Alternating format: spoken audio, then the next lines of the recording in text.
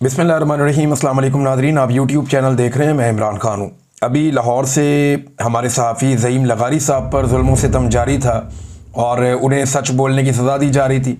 ख़ास तौर पे उन्होंने रिपोर्ट करने की जुर्रत की जो कायद-ए-आज़म मोहम्मद अली जिन्ना के हवाले से पाकिस्तानियों ने उनके साथ इज़हार यकजहती किया। वो इसलिए किया कि इस मरतबा 14 अगस्त पे कायद-ए-आज़म मोहम्मद अली जिन्ना की बजाय मिलिट्री एस्टेब्लिशमेंट को सर पे उठाया गया। कायद-ए-आज़म की तस्वीर लगाने की बजाय जर्नैलों की फ़ोटोज़ लगाई गई और इसके बाद कौम ने रिएक्शन दिया और लोग निकले कायद-ए-आज़म की फ़ोटोज़ लेकर।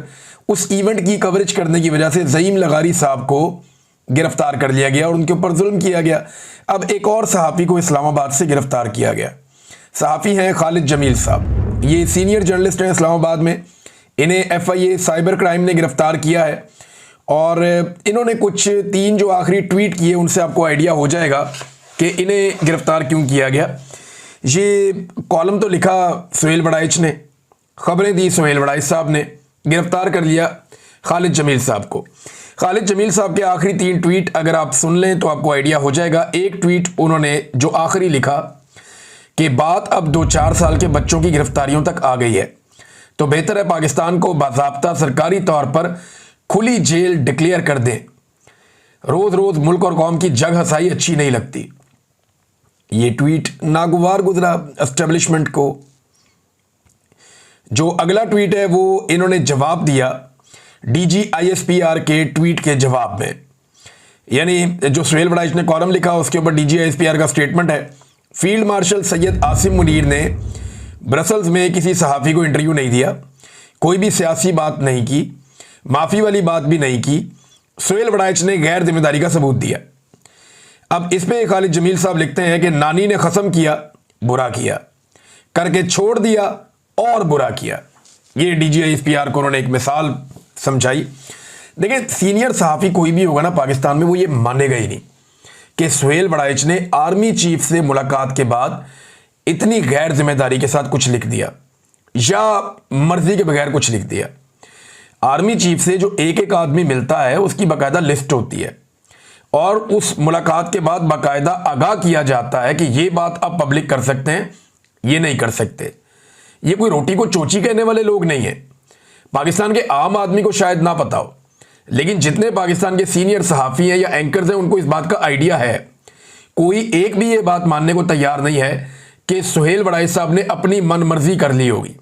जितने सीनियर सहाफ़ी हैं या कॉलम राइटर हैं वो ये जानते हैं और वो ये कह भी रहे हैं अपने अपने अल्फाज में कि ये मुमकिन ही नहीं है कि सुहेल वड़ाइच जैसा सीनियर आदमी वो किसी जगह से उठे और मन घड़त एक कहानी सुना दे। DG ISPR ने उनके ऊपर एक गलत इल्ज़ाम लगाया जो नहीं लगना चाहिए था। बहरहाल इसमें जो उनका आखिरी ट्वीट है खालिद जमील साहब का, जिसके बाद उन्हें गिरफ्तार किया गया, ये 3 ट्वीट्स मैं आपको बता रहा हूँ।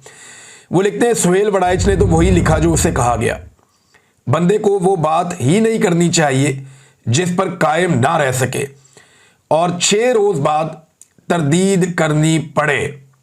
ये जनाब खालिद जमील साहब ने, और 6 रोज़ बाद तरदीद क्यों की? तरदीद आती तो पहले दिन आ जाती।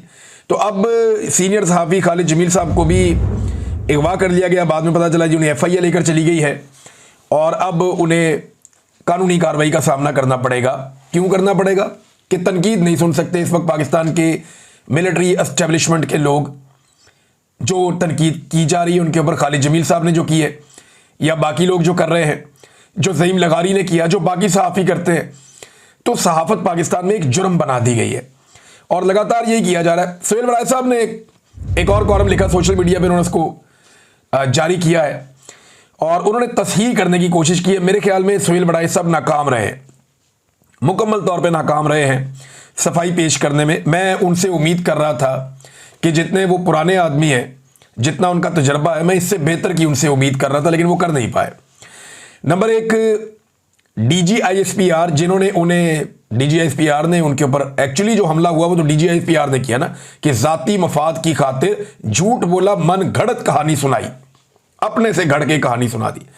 तो सीनियर सहाफ़ी के लिए बड़ी एक तौहीन अमेज़ बात थी, लेकिन उन्होंने DG ISPR की तारीफ की इसके बदले में।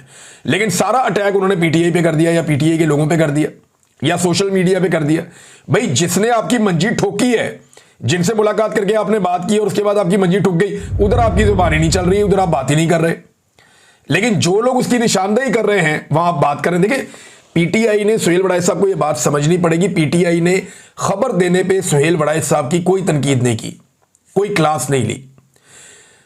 सारी पीटीआई को अगर आप गौर से देखें, या जो लोग सुहेल वड़ाइच साहब पे सहाफियों में तनकीद कर रहे हैं उनको भी आप सुने, तो वो कहते हैं सुहेल वड़ाइच साहब खबर आपने बिल्कुल ठीक दी, जो आपने सुना वो आपने खबर दे दी।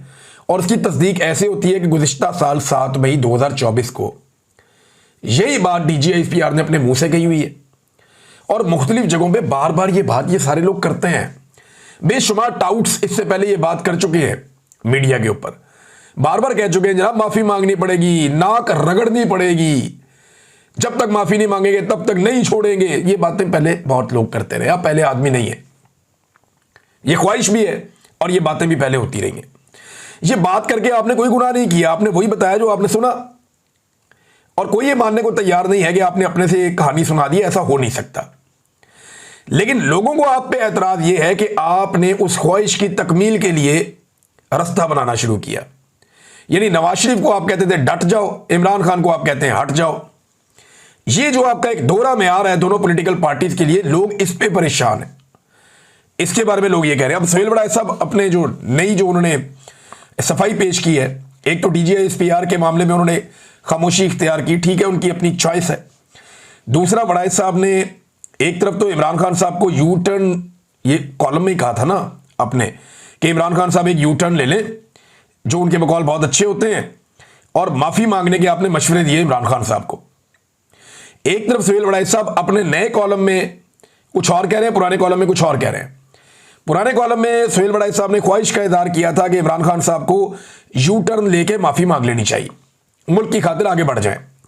लेकिन दूसरी तरफ अब जो कॉलम उन्होंने लिखा नया, इसमें उन्होंने कुछ ऐसी लाइनें शामिल की जो एस्टेब्लिशमेंट की नई लाइन है, जो अब टाउट्स बयान कर रहे हैं। 6 दिन की अच्छी तरह जब अवाम ने सफाई सुथराई कर दी, जब माफी का बेड़ा गर्क कर दिया, मैंने अवामी राय इकट्ठी की हुई है माफी के मामले पे, वो आपको अगले एक आधे दिन में मैं सुनवाऊंगा, उसको एडिट कर रहा हूं मैं कि अवाम क्या कहती है माफी के मामले पर। तो दूसरी तरफ सुहेल वड़ाइच साहब अब ये कह रहे हैं कि मेरी मालूमात के मुताबिक वफामत, माफी और किसी मुआहदे की दूर दूर तक कोई गुंजाइश नहीं है। यानी एक तरफ एक बंदा कह रहा है कि जनाब ना कोई माफी होनी है, ना कोई वफामत होनी है, ना कोई मुआहदा होना है, इसकी दूर दूर तक कोई गुंजाइश नहीं है, ये मेरी इतला है, ये मेरी मालूमात है। लेकिन साथ ही वो बंदा कह रहा है जी फिर भी आप माफी मांग लें। ये अजीब नहीं लगता आपको सुनने में कि एक तरफ सुहेल वड़ाइच साहब कह रहे हैं कि ना माफी होनी है, ना वफामत होनी है, और ना किसी किस्म का कोई मुआहदा होना है, इसकी दूर दूर तक कोई गुंजाइश ही नहीं। दूसरी तरफ वही आदमी कह रहा है इमरान खान से कि जनाब मेरी ये ख्वाहिश है तो आप माफी मांग लें। यानी बगैर मुतालबे के और बगैर किसी फायदे नुकसान के सिर्फ सुहेल वड़ाइच साहब की ख्वाहिश पूरी करने के लिए इमरान खान साहब यू टर्न लेके माफी मांग लें। ये सुहेल वड़ाइच साहब बहुत अजीब लग रहा है। मैं आपसे इससे बेहतर की तवक्को कर रहा था कि आप बेहतर अंदाज में आएंगे। बहुत सारी और चीजें भी उन्होंने गलत की हैं, मेरा इतना टाइम नहीं है। अब तक इतनी, अपना ख्याल रखिएगा, अपने चैनल का भी। अल्लाह हाफ़िज़।